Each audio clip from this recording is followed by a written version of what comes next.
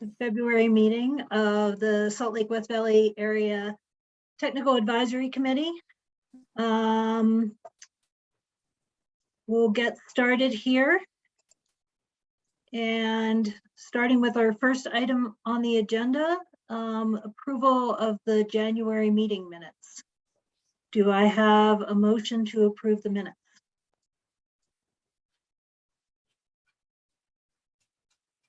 I motion to approve the minutes. I'll make that motion. I'll second. John Mill Creek. Thank you, gentlemen. Do we have any discussion on the minutes? Corrections, changes?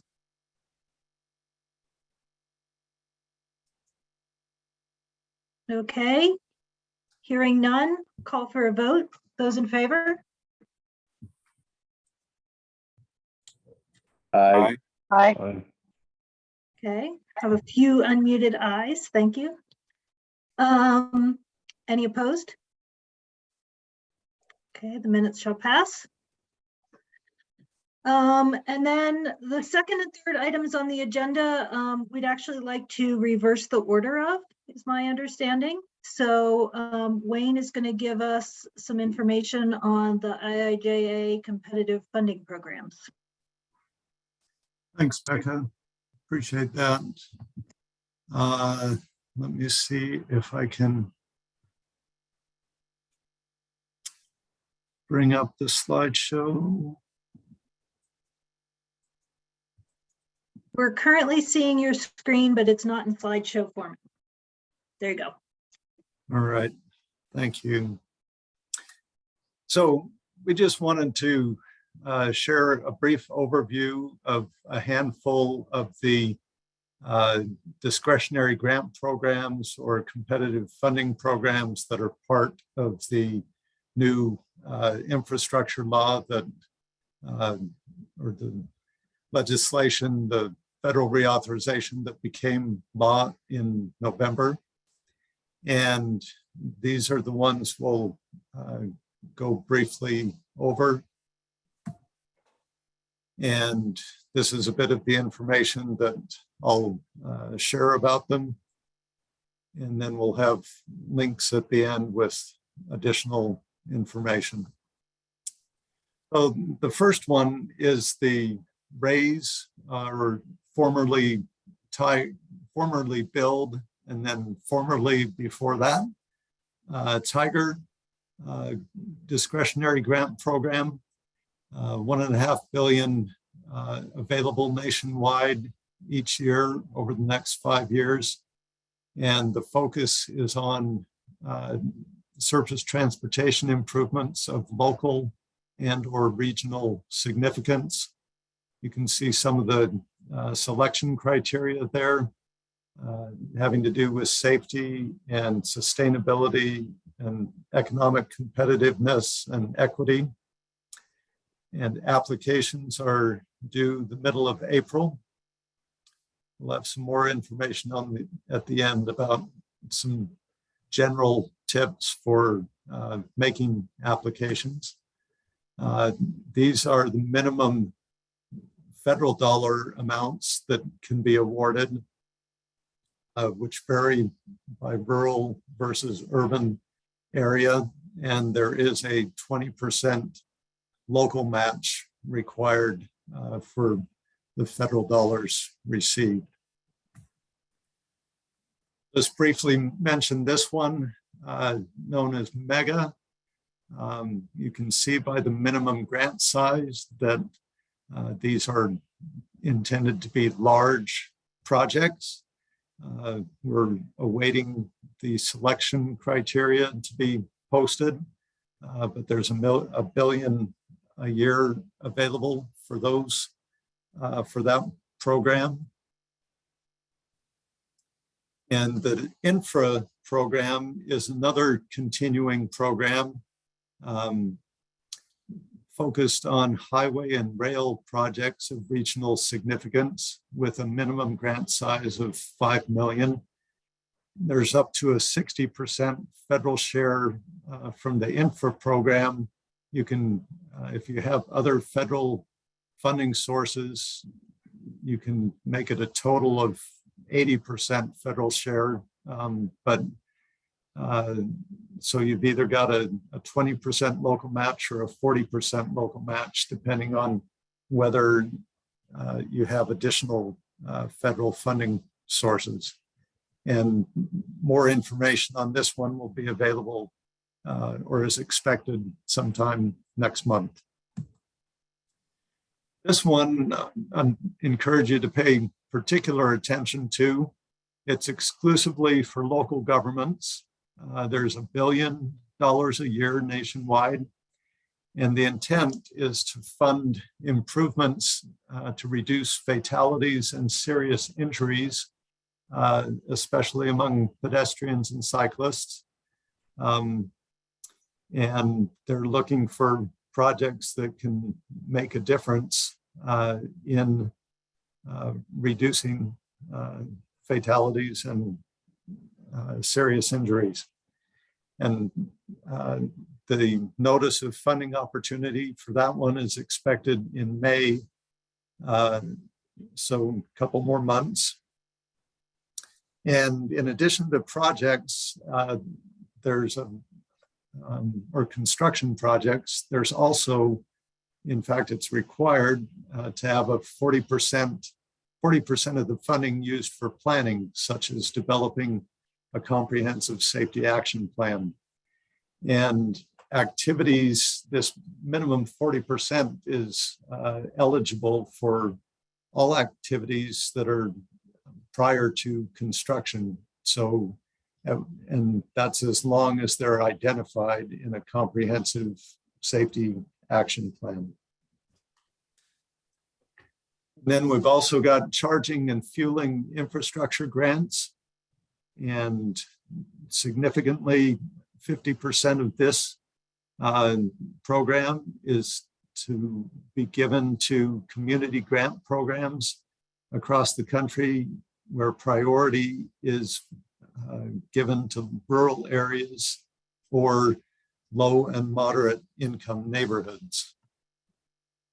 Then finally, the Rural Surface Transportation Grant Program is also new and is specifically for improvements or expansion of surface transportation infrastructure in rural areas, with a focus on connectivity and safety and economic growth.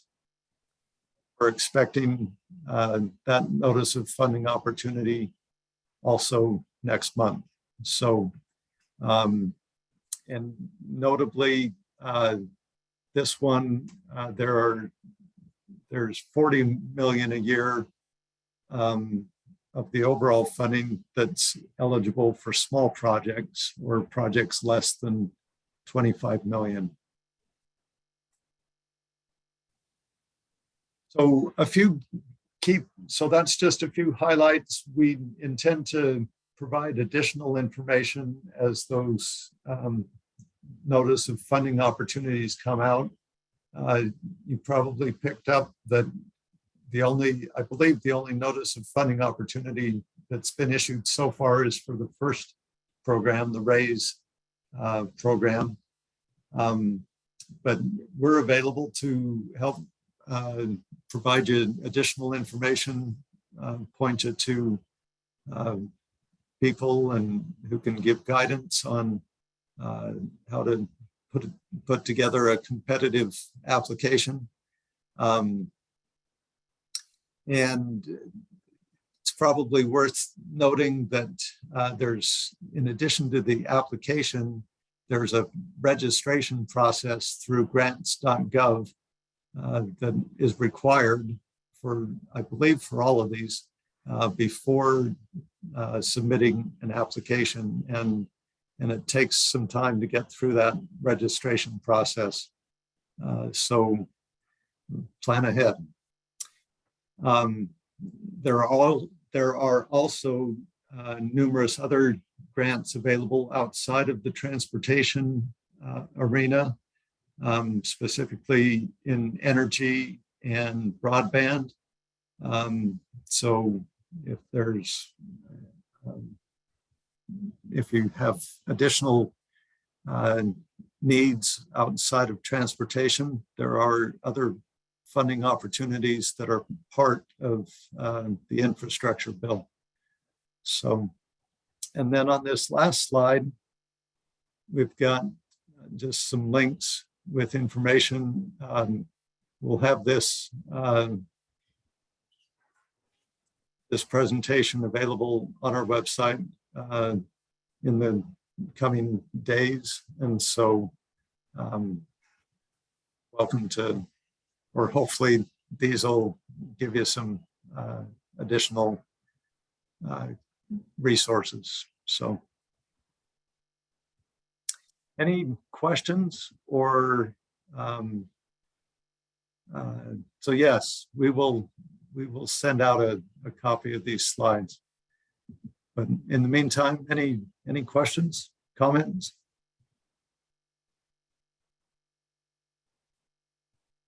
Hearing none, thank you for your time. Okay, thank you. I'm curious, maybe we could have just a show of hands as to how many people are contemplating an application for raise, since that's the one that's currently on the street. So I'll put up my hand if I can figure out how to do it. Here we go. Raise my hand, and the reactions button down at the bottom. Salt Lake City is currently looking into one. Looks like UTA. Okay, and then let's see. This is not, I'm not doing very well at identifying who is with which agency. South Jordan and West Valley City have their hands raised. Okay. Excellent. Okay, it's always helpful to know what that picture might look like. So,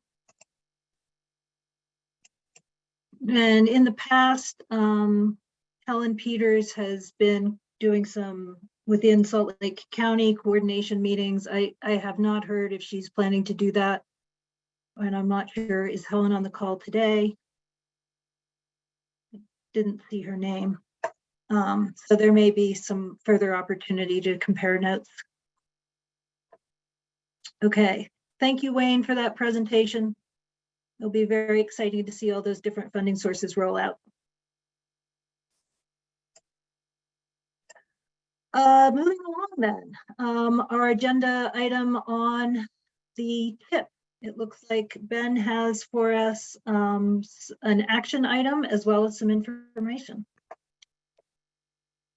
Great, thank you very much. So we're going to initiate the discussion here on our on the board modification.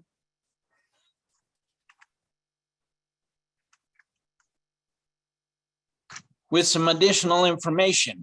So traditionally, February, as y'all know, has been a very challenging month for air quality along the Wasatch Front. And we often see the haze in the air, and we hope for snow to clear the skies. And as we're aware, public transit is part of the solution to offset the pollution and help improve our air quality. And hence we have free fares on all UTA services in February, from February 1st through February 28th. So in an effort led by several elected officials and supported by numerous local governments, partner government agencies, and private businesses, UTA fares will be free during the month of February. Hopefully you're all aware of that. You've been taking advantage of that opportunity that we have. The fares will be free in February across the entire service area on all UTA buses and rail service, including the ski bus, paratransit service, Park City, Salt Lake City Connected, and UTA On Demand. The reason that we preference our board modification with this information is because the regional council came to staff and says, we are going to contribute to this. We are going to be a part of this. And so figure out how things can be done, what we can do. So we went through all of our federal guidelines on our funding programs. We've talked with Federal Highways, with UDOT, with UTA, and internally in discussion. And we've found a way that meets all the requirements, fulfilling the responsibilities we have as stewards over the programs that we have in WFRC, the SDP, the CMAC, and the TAP programs currently. So several years ago, you'll recall that we brought this project before the committee. It was actually in 2016 when the technical advisory committees first saw this project. It was in 2017 when the technical advisory committees recommended that the regional council approve some funding for this project. It was partially funded project. The following year, there was an additional partial fund for the project, as well as some partial funding in the Ogden-Layton urban area. This project, there's about 18, maybe I should explain the project first. So it's the UTA locomotive overhaul project, which would rebuild the locomotive prime mover engines to Tier 2+ emission standards.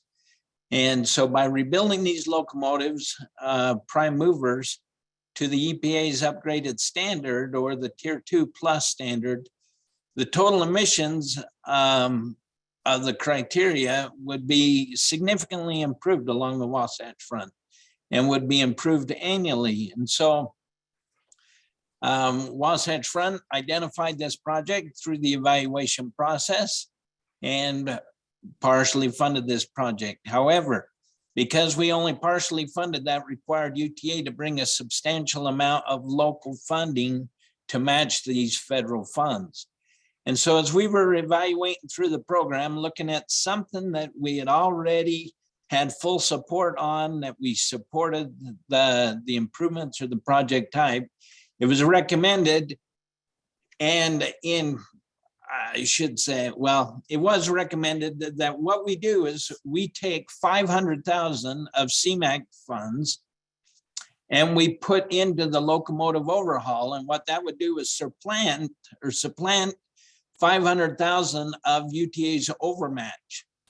So in the Ogden-Layton area, we would take 175,000 and we would supplant the overmatch of UTA on this locomotive project.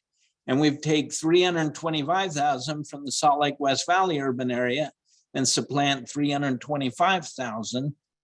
Then our funds would go to this project that has gone through the evaluation process that we all identified as a priority and an improved project. And that would free up the money that UTA could take now, that 500,000 of local funds, and put it towards the free fare February. So that essence, we are supporting this effort, but our funds are going towards those things, or a project that has been eligible and has been approved through the process. So that's the board mod before you, is to take 325,000 and program it to the locomotive overhaul project. Are there any questions? Ben, this is Ben White. In the past, I know we've used CMAC money to fund different programs. Could the CMAC money go directly to the Free February program? No. So in the federal guidelines, or under those responsibilities, there are small periods of time that CMAC funds could be used on when it would be identified for those severe or significant impact days, but they could not be used for the entire month, just as a calendar date. It was something that we didn't feel comfortable with, but then Federal Highway says, nope, this is not an eligible activity for the CMAC funds. Ben, I think in the Ogden-Layton presentation, you talked about having vetted, or at least gone through this with FHWA and others, though. So they felt like this could be an applicable method, or am I remembering wrong? I'm sorry. If No, I'm putting words in your no, mouth. you're right. Sorry, I thought I might have mentioned it, but yeah, when we went through trying to identify a potential solution, we did walk through this with Federal Highways, and Federal Highways was in full support of this effort.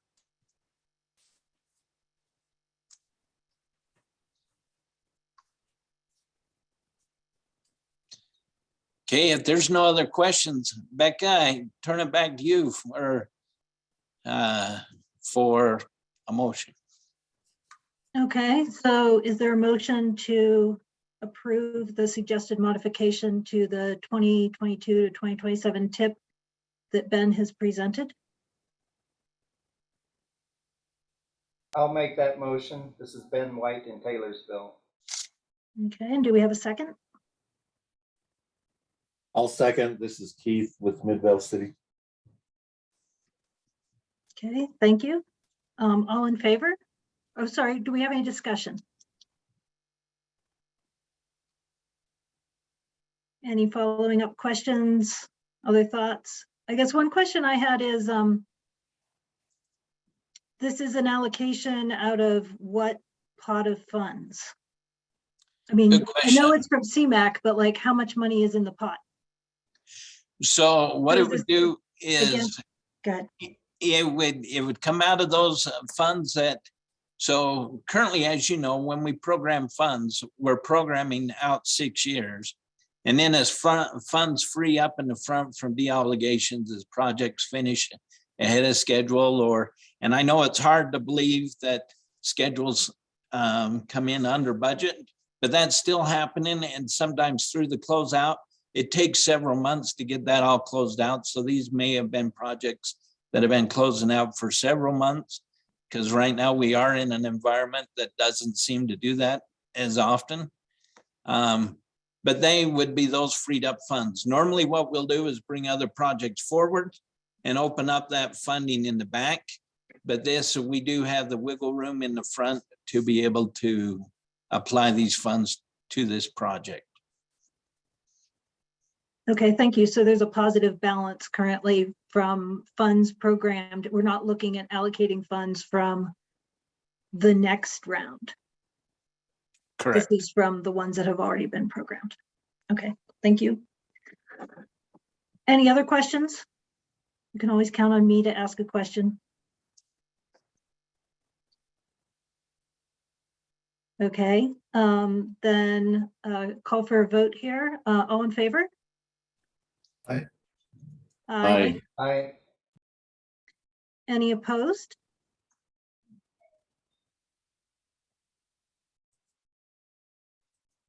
Okay, thank you. Passes. Wonderful. And then, I'm sorry, No, go ahead. this, our second item from Ben is an overview of the projects, the recent funding applications. Thank you, Becca. So I want to initiate this discussion here. So attached to the meeting materials, you should have all received a copy or a table of the projects that we're going to evaluate. These are the projects that we've received the letters of intent and in project concept reports were put together and submitted. And so I can't have, I know you're seeing the correct screen, but I'm not. So I'm just trying to.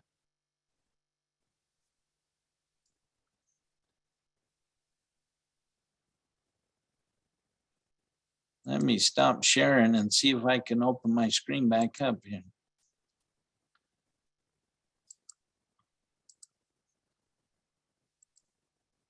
All right.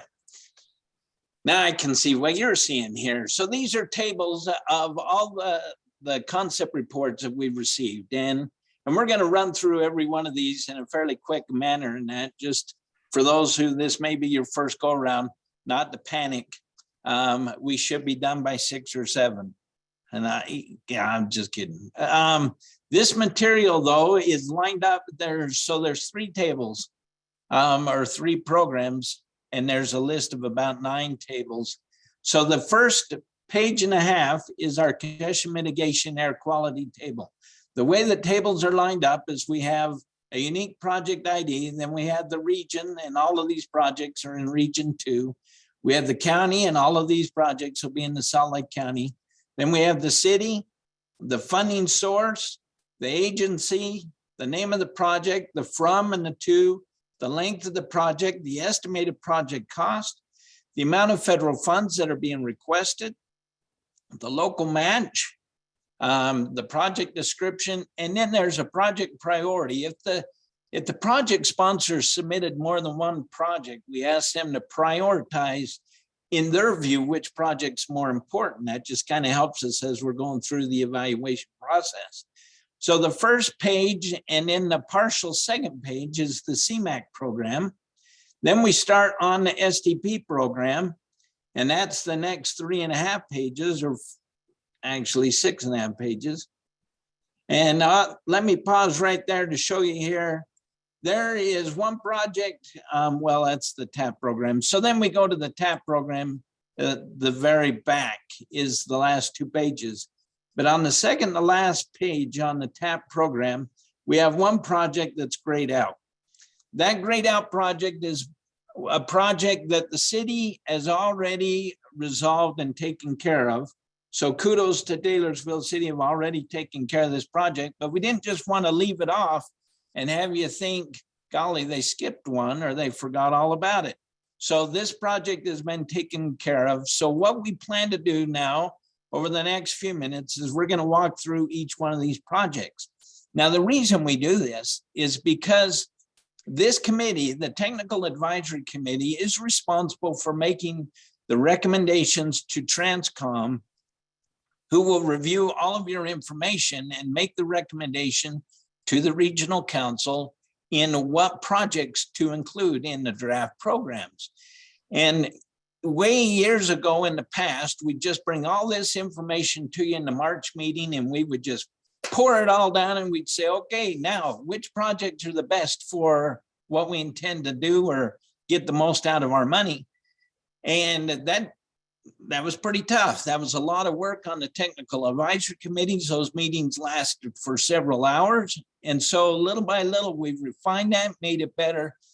And our intent on our February meetings here in our TAC meeting today is to give a quick slideshow of all of the projects so that you kind of have a heads up of what the project is. Then these presentations we'll put online and they'll be in a PDF form as well so that you get project notes with them. But then you can go back and you can review them. You can even take them on a date night or have family night or anything you want and review this exciting work that you're all about. And then in March, when we come back and we'll initiate this meeting with the staff recommendation, we'll bring these projects up. You'll have kind of an understanding. You'll have a good internal feeling on what project's going to give us the most for our money and make a recommendation. So I'm going to start with the CMAQ program here. And what we will do is we will go through each of these projects and then we'll go on to the STP and then we'll go into the TAP. So the very first project we have, just to show you how this is going to go, this is a project submitted by Harriman City. This is what's referred to as a Porter Rockwell Park and Ride facility. It's actually going to be adjacent to the Mountain View Corridor, Redwood Road and Porter Rockwell. It's to construct a park and ride facility there. The estimated project cost is $4.2+ million. Funds being requested is $3.9+ million. The next project is a request from UTA. This is for the Mid-Valley Connector for the bus lanes between the Murray, the Utah Murray Station, the West Valley, and the Central Station. There's about 7 miles, but the lanes wise that this funding is here in the heart of the picture. The overall project estimated cost is about $29 million. The funds that are being requested here are $3 million. Now, also up here in the corner on this project, there'll be a little symbol up here that indicates if there's more than one application. So this has a duplicate application in the SDP program as well, where we're reviewing the CMAQ right now. So just in case you see it again, you won't think deja vu. It's the same project. Next project is also a request from UTA. This is Mid-Valley Connector. This is at the Salt Lake Community College. This is the construction of a hub. there on Redwood Road and the Community Way. It's the southeast corner of the campus. And then there'll be improvements throughout campus here. The estimated project cost for the hub is 3.8+ million. The funds being requested is $3 million. The next project is also a request from UTA. This is UTA On Demand expansion. Many of you have heard about the expansion of the microtransit that's taking place there in the southwest quadrant of Salt Lake. This is to bring it over to the southeast quadrant there. The estimated project cost is $7.5 million. Funds being requested is $6.9+ million.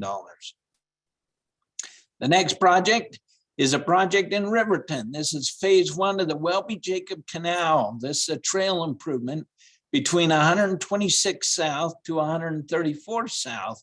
It's a little more than a mile in length.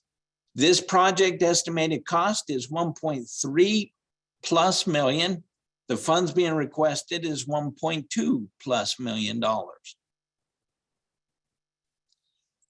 The next project is the Salt Lake City request. This is to expand the bike share program, or Green Bike. This is in the Salt Lake City proper area as it begins to expand both east and west, north and south from the central business district area.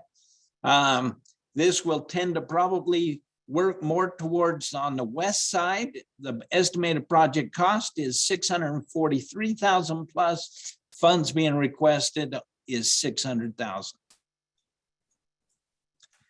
The next project is a UTA Salt Lake City request. This is on the East Downtown Mobility Hub. This is between 2nd South or on 2nd South between 3rd and 4th East. This is part of the improvement to the old Public Works station, or not Public Works, drop my thought. Anyway, it's to develop a mobility hub here. The estimated project costs a little more than $6 million. Funds being requested is $3.9+ million. The next project is a request from UTA. This is a front runner Warm Springs track relocation. What this will do is relocate the track that runs far to the east to realign it down through the middle, reducing the need on some reduction in speed. The project estimated cost for overall is $46 million. The funds being requested is $2 million. Next project is a UTA request. This is West Side Express bus service. This is the Salt Lake Central Intermodal Hub to 5600 West, Old Bingham Highway Station. It's about a 29-mile corridor. As you recall, that work along 5600 is the next step before we can continue to improve there on the Mountain View corridor. This project is estimated to be about $5.3+ million, and the funds being requested is about $5 million.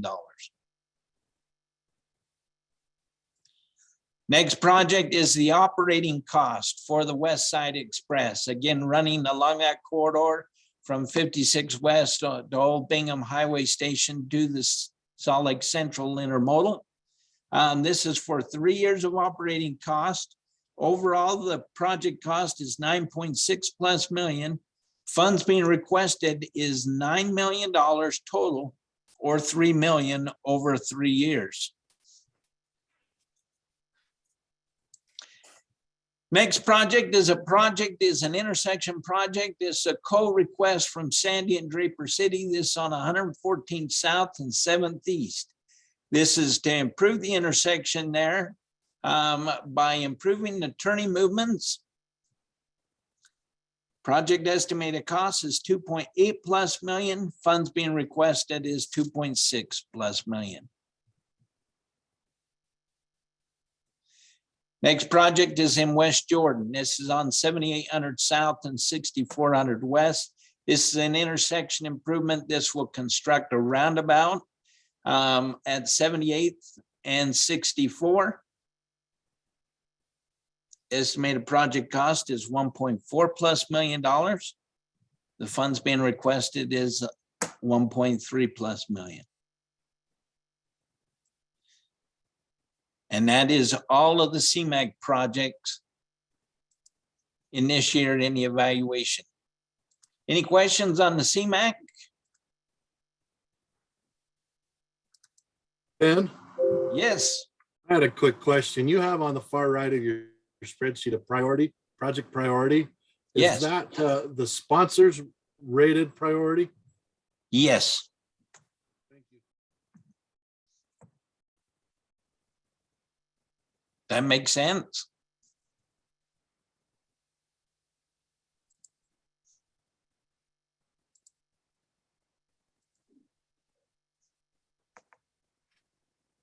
Did that answer the question? Yes, it did. Thank you. Oh, good. Okay. All right. Well, starting in the STP program, our first project that we're looking at is the Cottonwood Heights project. This is on Fort Union Boulevard. This is to reconstruct with some minor widening between Pippin Drive and 3160 East, about 8/10 of a mile. It'll reconstruct Fort Union Boulevard and accommodate bikes and sidewalk. Project estimated cost is 5.7 plus million. Funds being requested is 5.3 plus million. The next project is a project in Draper. This is on 4th Street. This is to reconstruct with some minor widening between 132 South and 138 South, about 8/10 of a mile. This will also widen a narrow 2-lane or give a uniform cross section, including the construction of sidewalks, curb and gutter. Estimated project cost is 5.4 plus million. Funds being requested is just under 5 million. Next project is also in Draper. This is on Pioneer Road. This will reconstruct and minor widening to give us a uniform cross section between 13th East to Highland Drive for about a mile. Estimated project cost is 7.5 plus million.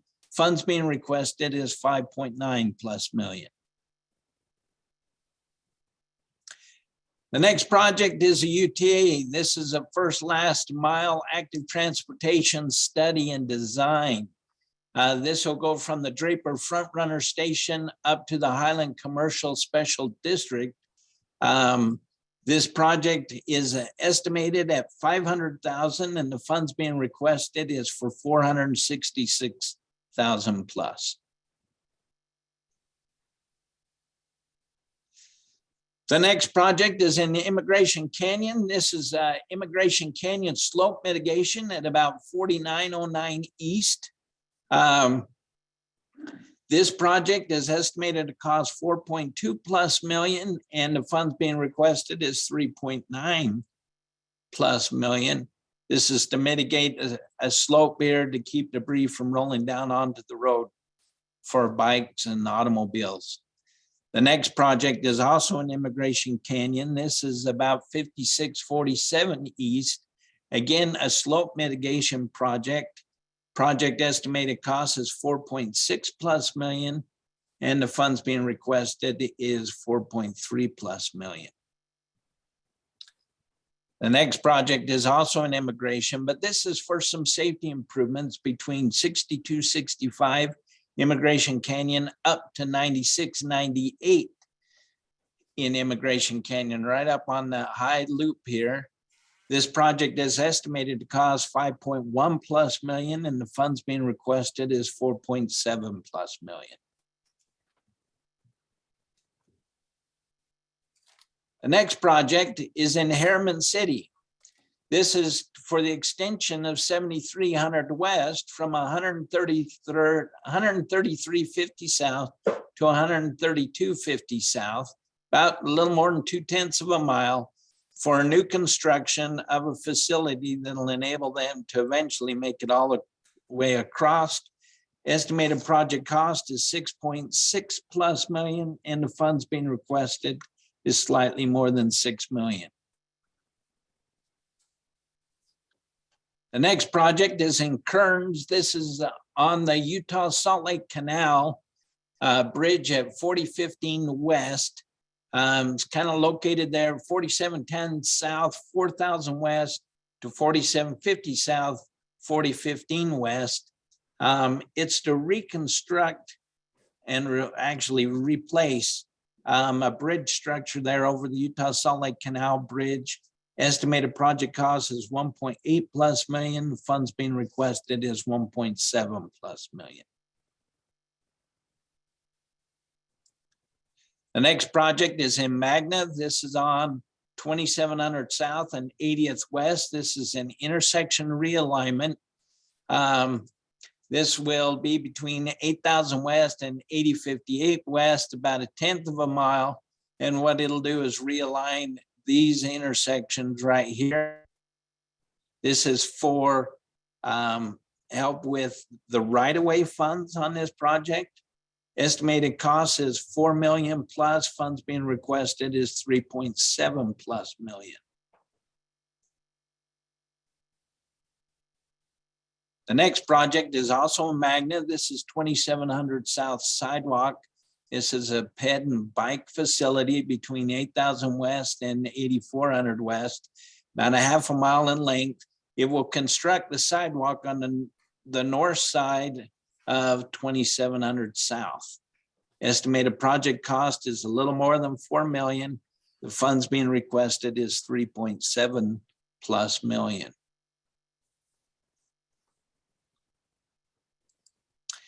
The next project is in Midvale. This is on Tuscany View Road. This is a new construction between 800 West to Holden Street. It'll construct this new little facility, giving access from these that live here on the west side to the city center, as well as city center over to the intermodal or the hub for the light rail. Estimated project cost is 6.1 plus million, and the funds being requested is 5.6 plus million. The next project is in Mill Creek. This is on 1300 East. This is to reconstruct this facility between 3300 South and 3600 South, about 4/10 of a mile. The project estimated cost is 6.9 plus million, and the funds being requested is 4.9 plus million.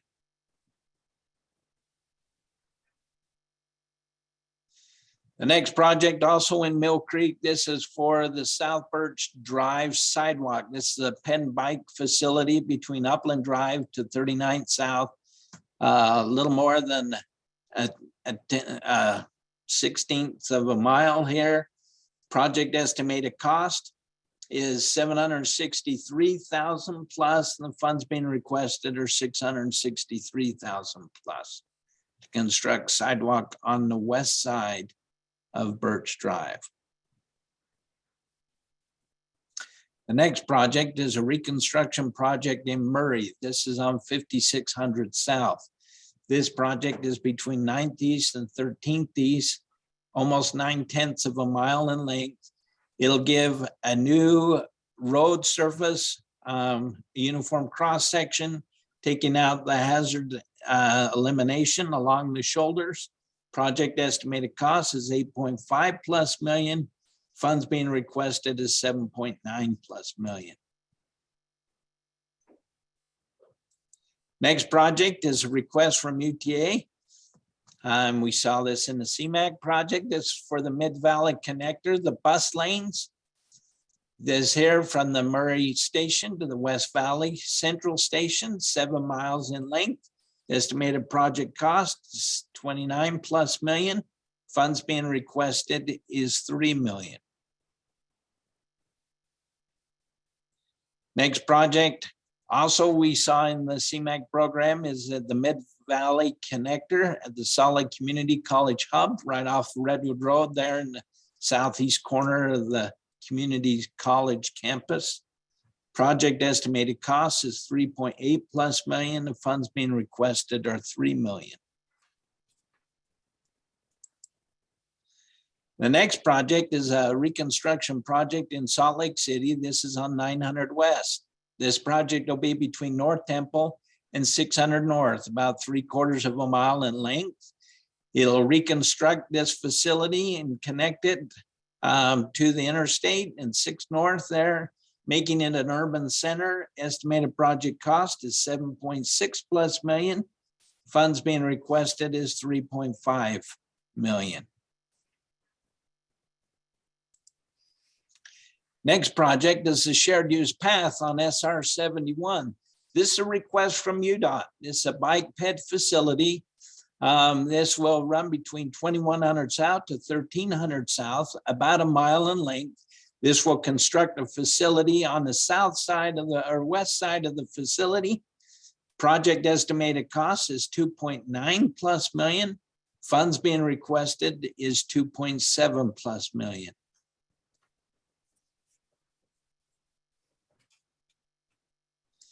The next project is a project we saw in the CMAQ. It's the UTA request at the Front Runner Warm Springs track relocation, realigning the track to the east through a more central corridor. Estimated project cost $46 million. The funds being requested is 2 million. The next project is a request from UTA. This is the West Side Express bus service from the Central Intermodal Hub to 5600 West Old Bingham Highway Station, about 29 miles of improvements there. Project estimated cost is $5.3+ million, and the funds being requested is $5 million.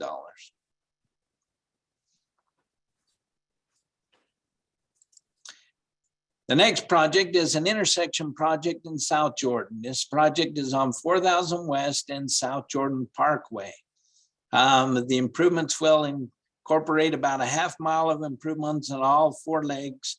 This is addressing additional turn lanes as well as through lanes realigning. The estimated project cost is 5.1+ million. Funds being requested is 4.8+ million.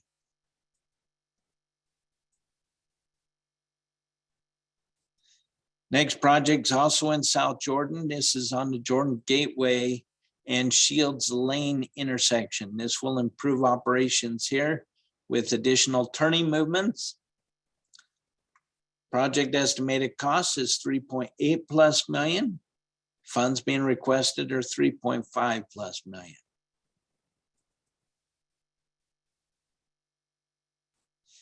The next project in South Jordan, this is it's a South Jordan, West Jordan combined ask. This runs down the boundaries between the 2 cities on the Old Bingham Highway.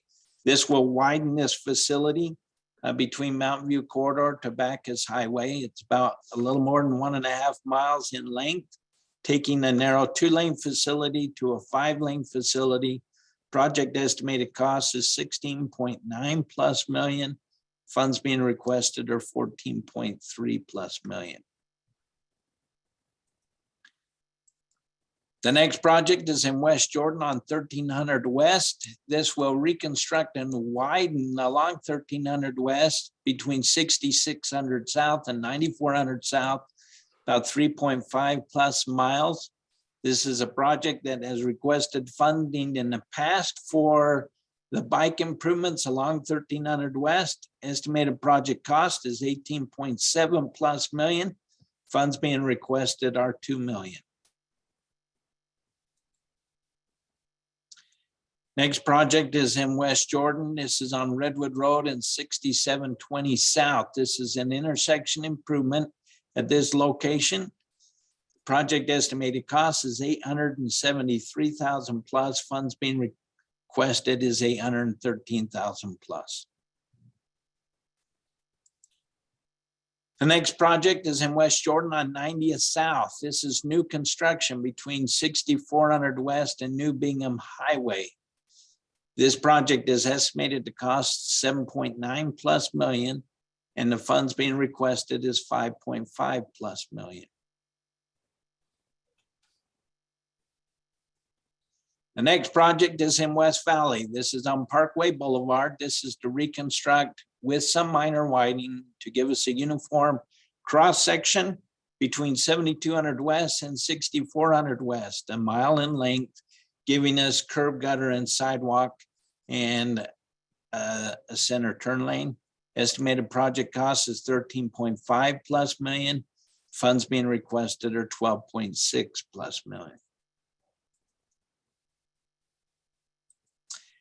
Next project is also in West Valley, and this is a joint request from West Valley and Magna. This is on 7200 West to reconstruct with minor widening on this facility between 3500 South and Copper Hills Drive, about 0.6 of a mile, to give a uniform cross-section with curb gutter and sidewalk throughout the corridor. Estimated project cost is a little more than $7 million. Funds being requested is 6.6 plus million. Our last STP request is a project in West Valley, Taylorsville. This is on 3900 South. This is to reconstruct with minor widening to give us a bike ped facility along the shoulder of the road between Jordan or Redwood Road to the Jordan River Bridge. It's about a mile in length. Estimated project cost is 7.2 plus million. Funds being requested is 6.7 plus million. That is all the STP projects that we have for evaluation this year. Any questions on the STP program?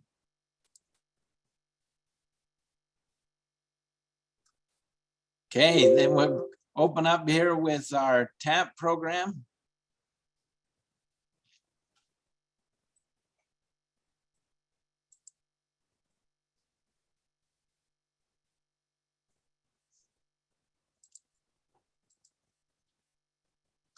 Our first project is in Cottonwood Heights. This is on Fort Union Boulevard. This is a pedestrian hybrid beacon or a hawk type facility or beacon here at somewhere between 2200 East and 2100 East along this area, giving this access to this school and park. The estimated project cost is $487,000. Funds being requested is $454,000 plus. The next project is the UTA first mile, last mile active transportation study and design from the Draper Front Runner Station up to Highland Commercial Special District area, about 5+ miles in length. Estimated project cost is $500,000. Funds being requested is $466,000 plus. The next project is in Harriman City. This is Anthem Park Boulevard. This is, excuse me, for buffered bike lanes from 118 South to 134 South, about 2.3 miles. Estimated cost is $125,000. Funds being requested is just under $100,000 at $97.8 thousand. Next project is in Magna. This is on the Utah Salt Lake Canal Trail Phase 5. Trail construction here at 3500 South to 8000 West, 1.25 miles. The proposed project cost is 1.4 plus million. Funds being requested is 1.3 plus million.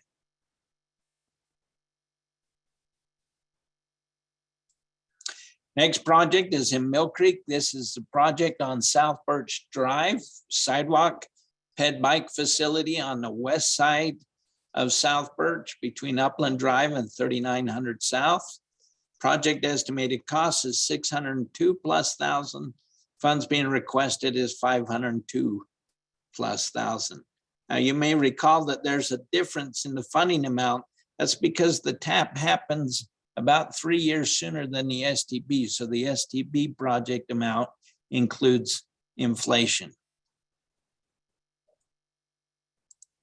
The next project is in Murray City on 4800 South under I-15. This is to construct bicycle lanes.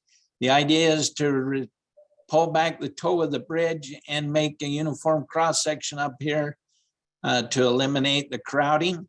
Estimated project cost is $880,000 plus. Funds being requested is $630,000 plus. The next project is in Riverton. This is the Phase 1 Welby Jacob Canal Trail improvement between 126 South and 134 south, a little more than a mile in length. Project estimated cost is a little more than $1 million, and the funds being requested is 991,000 plus.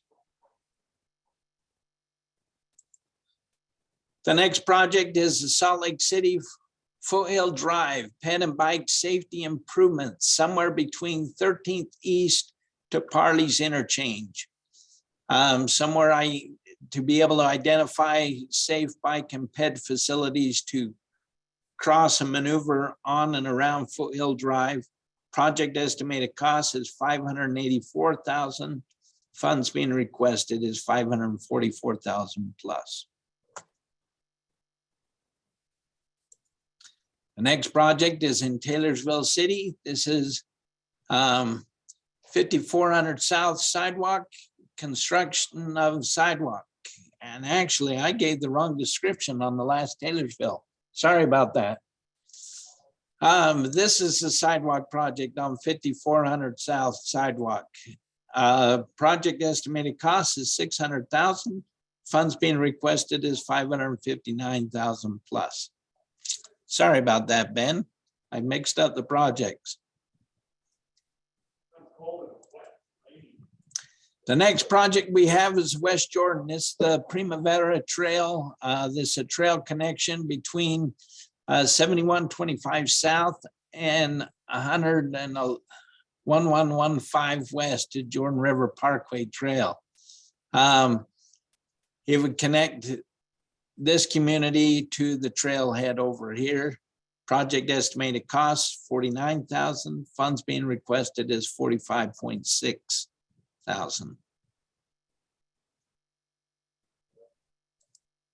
Next project is in West Jordan. This is the Utah Lake Distribution Canal Trail South.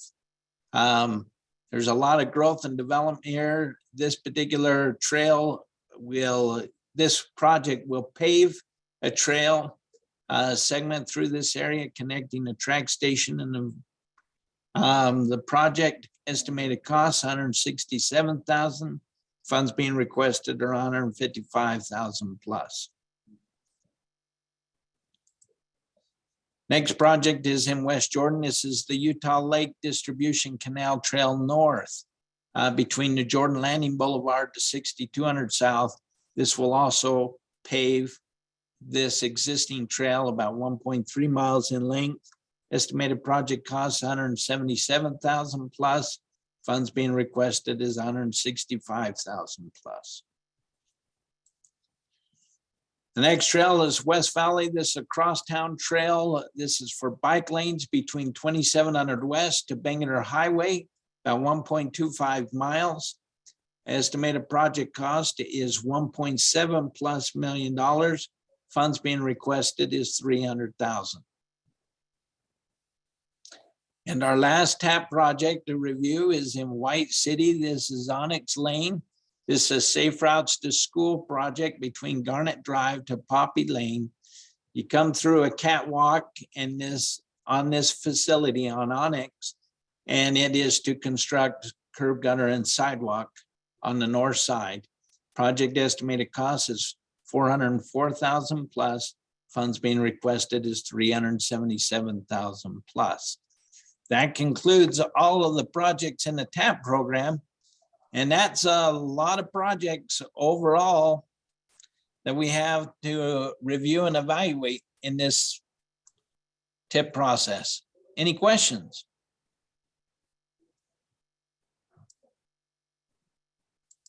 Fantastic. Thanks, Becca. Ben, John Miller had posted a question in the chat, which is, will you let us know how much roughly is available in each pot compared to how much in total has been requested from the proposals? Those are good questions, John, and I don't have those numbers right now. Our focus mainly is to look at the concept of the projects and identify our best projects. A lot of the funding, we don't know the funding amounts until we get a little closer to March, just because of we're hoping and sweeping that we get any deobligations.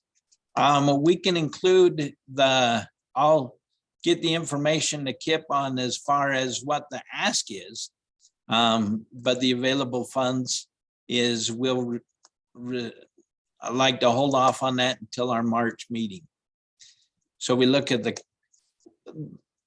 essentially the merits of the project rather than the funding levels. Does that help?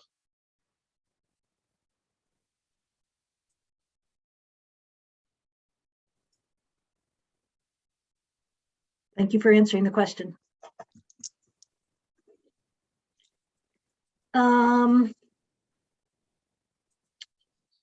Any other questions for Ben?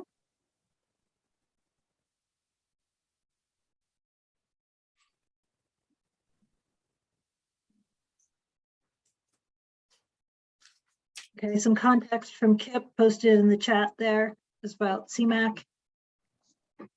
Based on last year's funding level, it looks like over 4 times the amount available is what has been requested. But again, per Ben's note, current funding levels are not yet known. Okay, so moving along, we have other business, and one thing that we need to do is touch base on the upcoming meeting schedule, as well as the format for the March meeting.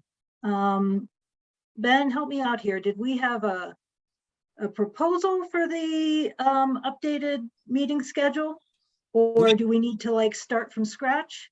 No, in fact, if I can share my screen quick. So really what happened here is because of not wanting to have slides and that during this meeting, what we've done is, and this is probably the most critical part here, and that's the city's responsibilities. Whoops, shot right by it, zoomed past it.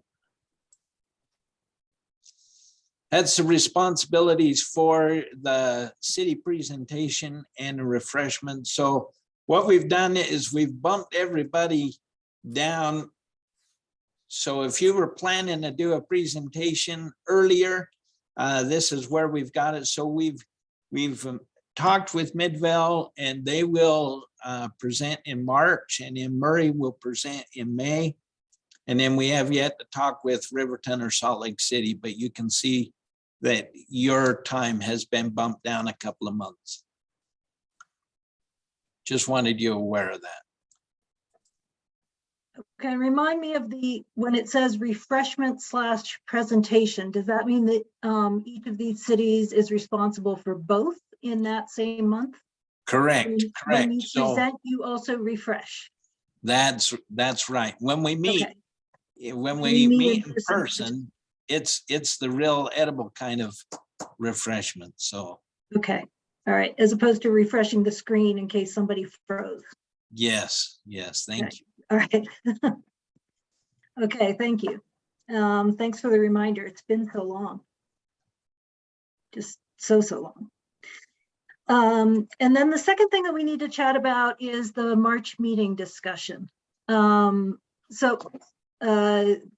is, we had talked, as we did a slight preview of this coming year, we had talked about the idea that we particularly wanted to have the March meeting be in person. And so I think the request here is that we kind of double check whether we want to do in person, whether we want to do a hybrid, or whether we want to do all virtual, given where things are in the ongoing evolution of our dear friend, the coronavirus. So I would propose that we look at the idea of doing a hybrid schedule, which is, I think, what we had originally talked about, a preference for doing in person, but providing an option for those who might not feel comfortable.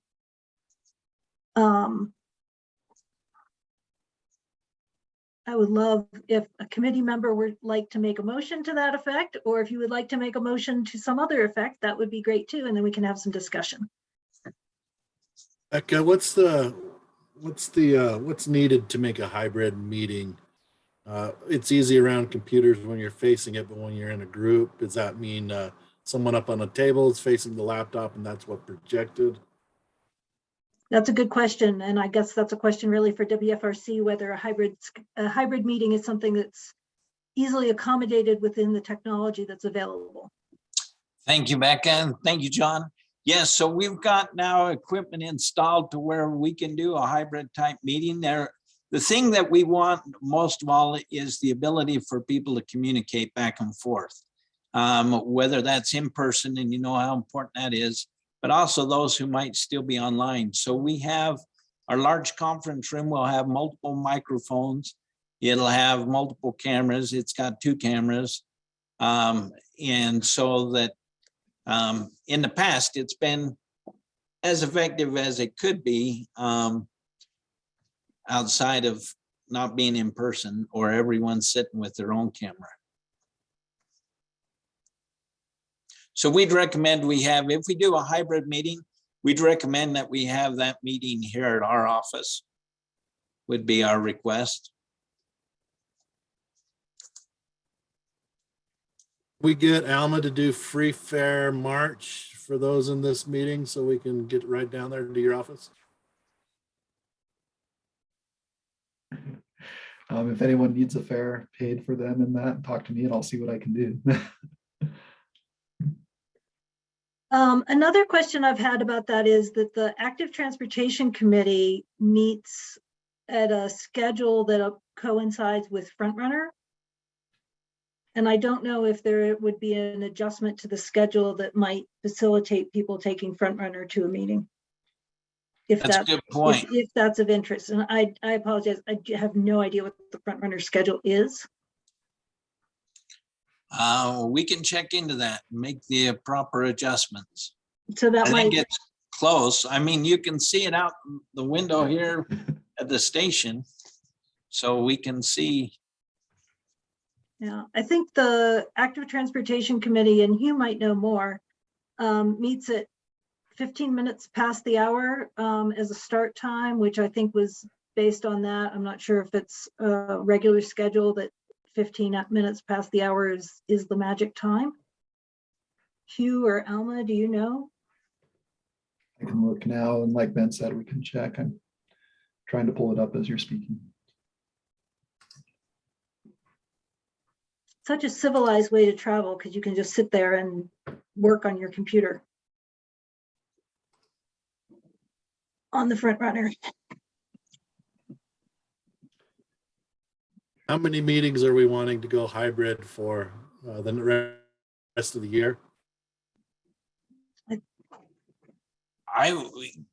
And not this and speak for the chair, but I would suggest that maybe this meeting we address it, and then we address the next meetings as appropriate.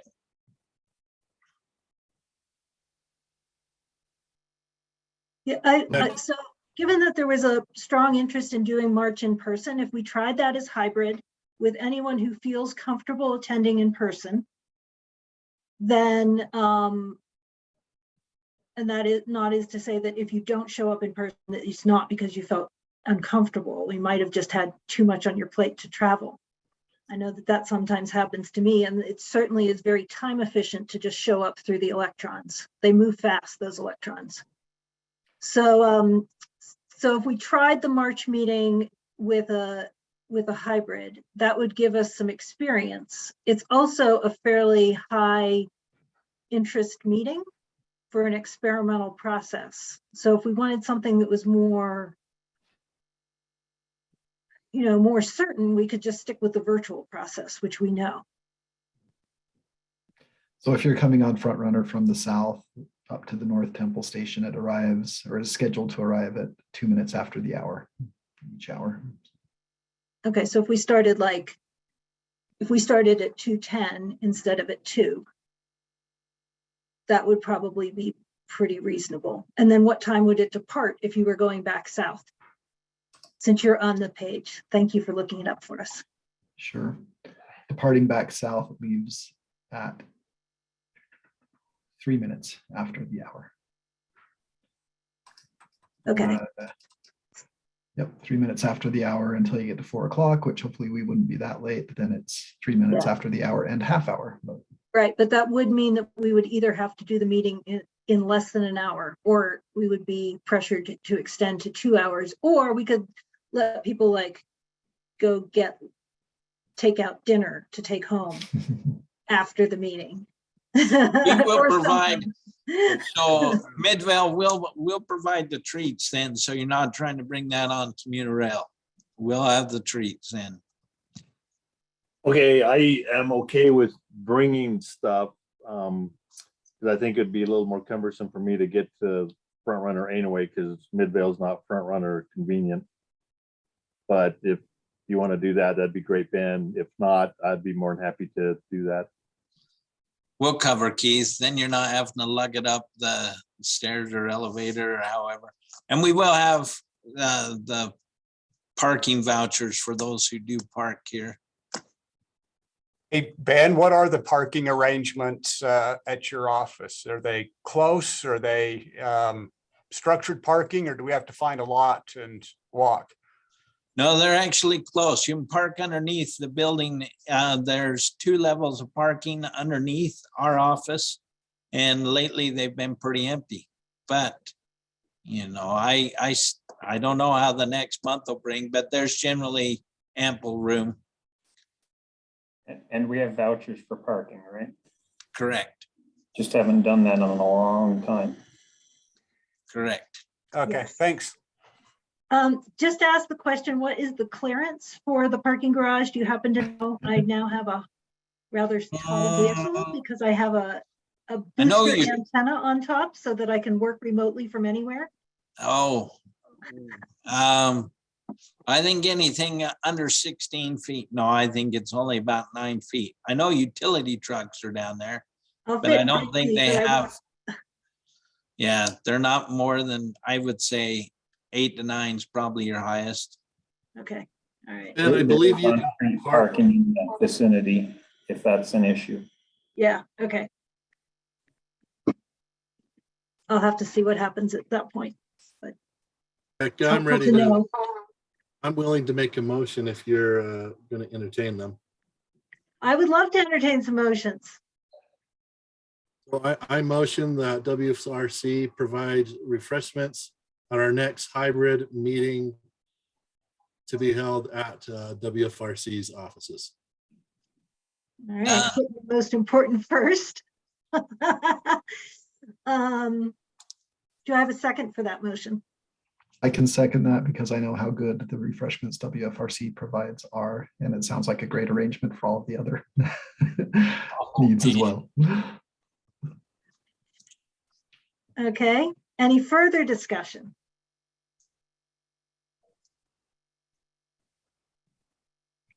Okay. I'll call for a vote. All in favor? Say aye. You can raise your virtual hand. You Aye. can. Aye. Some thumbs up. Thank you. Aye. Anyone opposed to WFRC providing the refreshments and the other things that were discussed? All right, I think you sold us on the refreshments, Ben. Well, I'll have to get out there and start finding some. We'll have them. Okay. Sounds good. Then our next meeting will be on March 30th. And I guess we need to have a motion to adjourn. Anyone like to make that motion? Or I guess the other thing is if there's any other business. Let me ask other business first.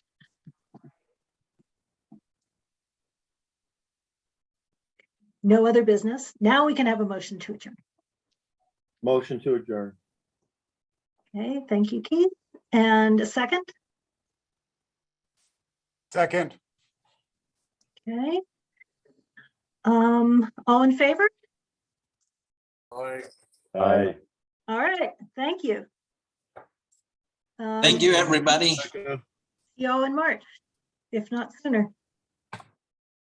Well done.